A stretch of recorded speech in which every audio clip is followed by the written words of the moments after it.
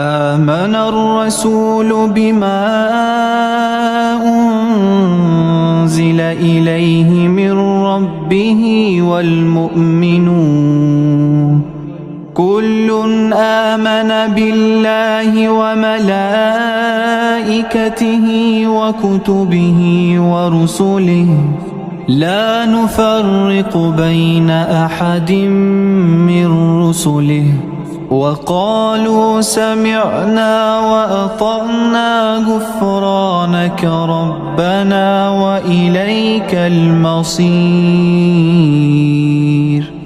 لا يكلف الله نفسا إلا وسعها